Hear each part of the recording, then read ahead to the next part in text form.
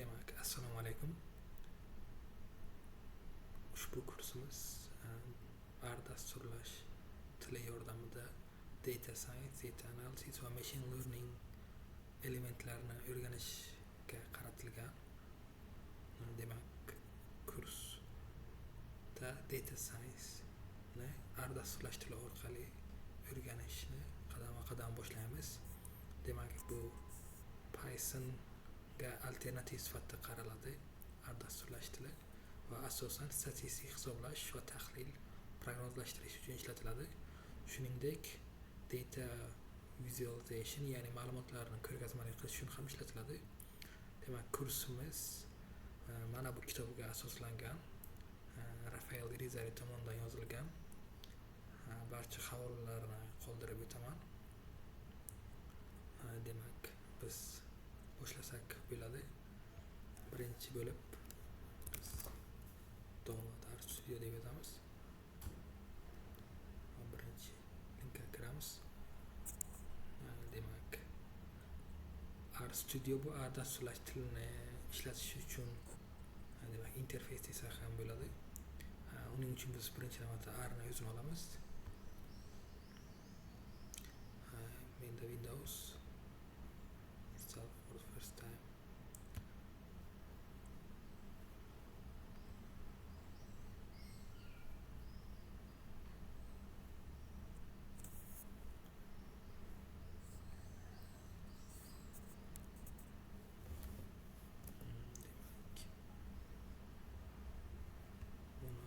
Olgunimizcha biz R Studioni ham olamiz.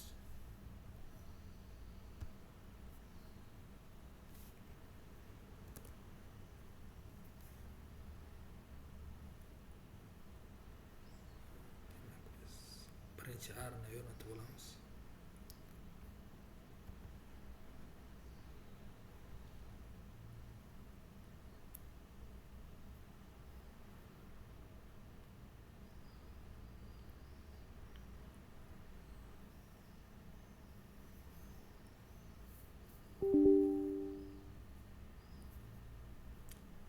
Tilni ingliz tiliga qo'ysak qulayroq bo'ladi.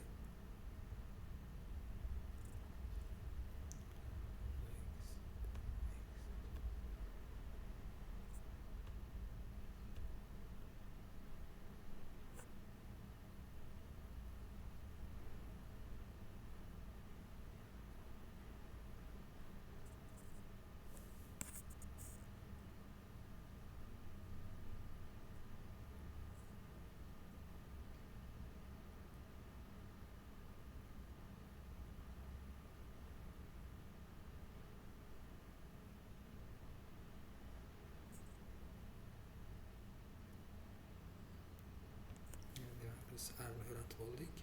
Endi esa R Studio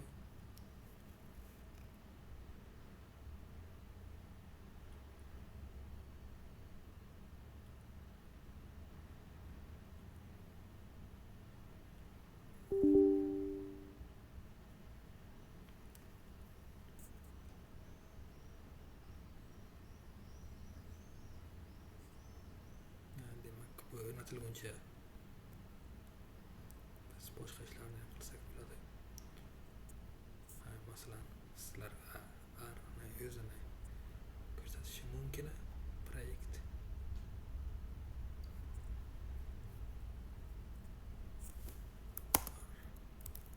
programming language deb yozsak R projektlar chiqadi. Mana bu yerdan mana bu demak R dasturlash tilining asosiy sahifasi desak ham bo'ladi.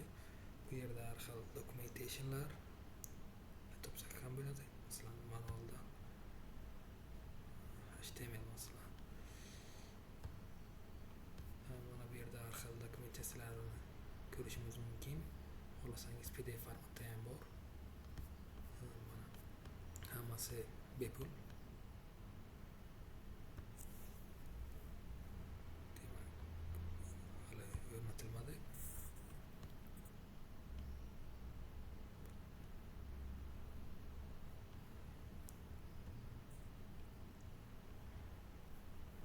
Demak, kursimiz aytganimdek mana shu kitobdan o'rganamiz asosan. Mana shu kitob bilimlarga asoslangan. Undan tashqari muallifning kitobdagi har xil masalalarni o'zi yechgani ham bilish kerak. Mana bu GitHub repozitoriyda muallif tomonidan yaratilgan. Undan tashqari kitobni o'zining bepul elektron varianti ham bor. Uni ham havolasini qo'yaman. Mana kitob o'z ichiga mana shu qismlar oladi. Buni birinchi asosiy qismlar, undan keyin ma'lumotlarni ko'rgazmali qilish, statistika, ma'lumotlarga ishlov berish, machine learning va bu yerda productivity tools, ya'ni Git va GitHub bilan ishlash o'rgatilgan. Biz ham kursimizda shularni ko'rib chiqamiz. Demak, oz qolibdi.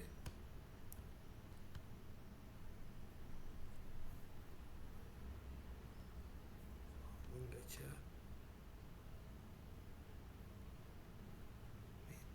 mana buni ko'rsatishim mumkin.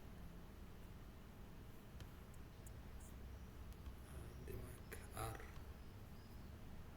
packages bo'lish kerak mana shu yerda.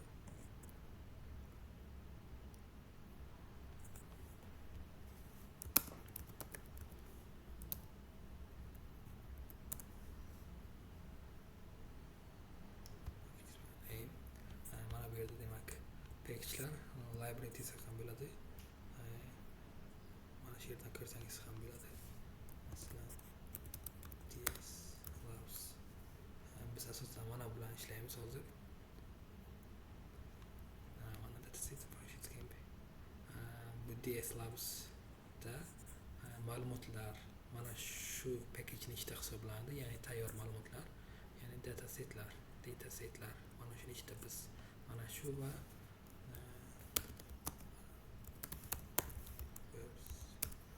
mana bu packagelar ustida ishlaymiz. Tidyverse va DS Labs. Demak, bu tayyor bo'libdi.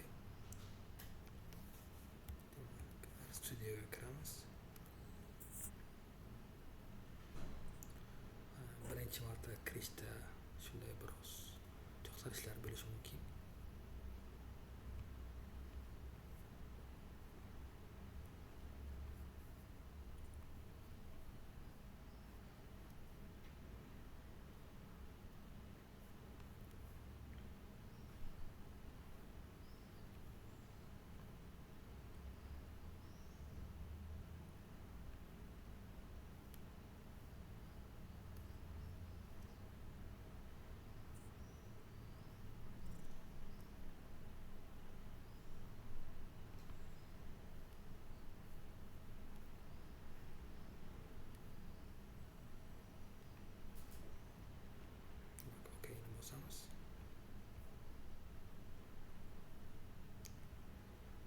Studio.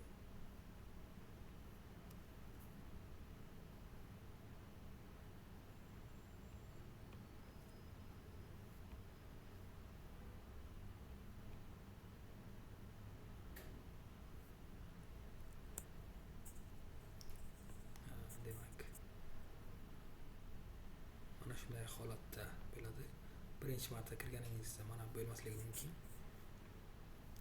Demak, bizda kirganimizda mana bu 3 holatda bo'ladi. Biz buni 4 ga ham bo'lib olishimiz mumkin. New file, new R script qilamiz. Mana bu yerda kodlarni yozish mumkin. Masalan, print 1 va run qilsak mana bu terminalda, ya'ni konsolda buni amalga oshganini ko'rishimiz mumkin.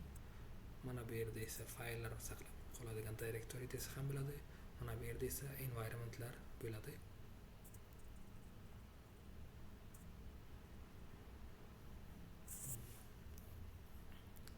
Demak, biz packagelarni o'rnatib olishni har xil yo'llar bor. Mana bu yerdan olsak ham bo'ladi. Masalan, DS Labs va virgul tidyverse olishimiz mumkin.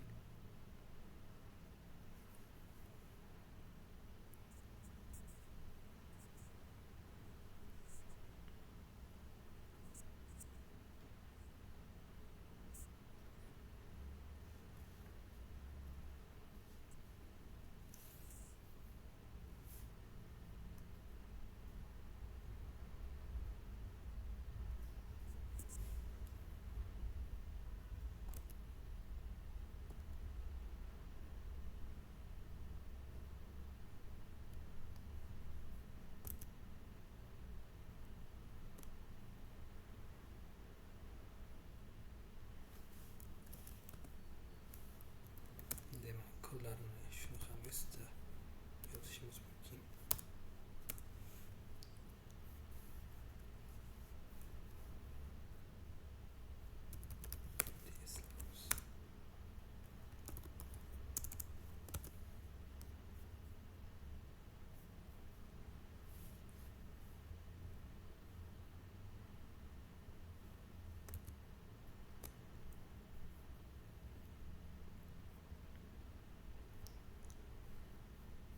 Demak, aytib o'tganimdek, mana shunday umumiy holatda bo'ladi.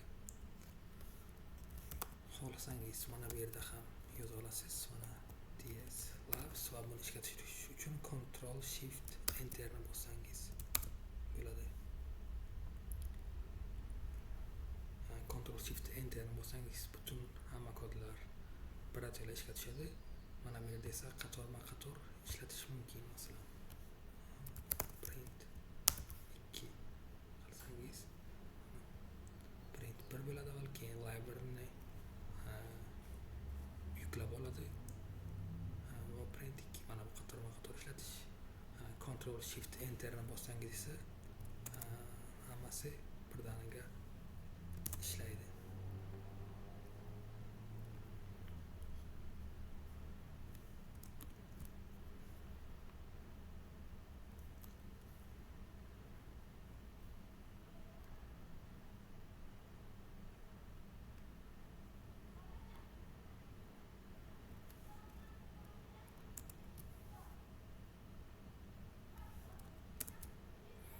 Ko'rganingizdek shunday.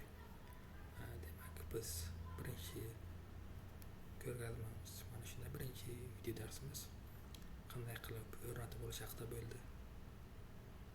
Keyingilaridan esa uni ishlatishni dastlabki qoidalari bilan tanishib chiqamiz. E'tiboringiz uchun rahmat.